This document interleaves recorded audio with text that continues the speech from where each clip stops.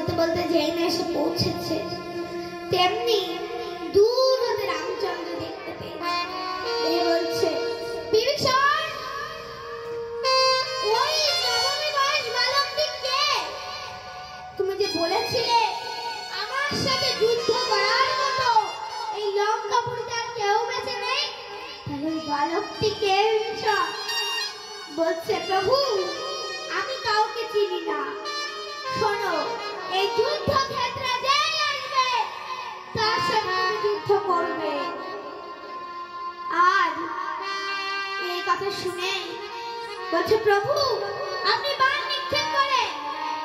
এই রেনা তরুণী শুনেছে, শুনে একটি বাণ নিক্ষেপ করে।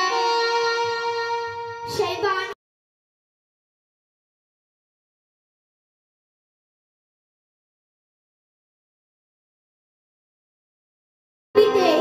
রাম নাম লেখা ছিল।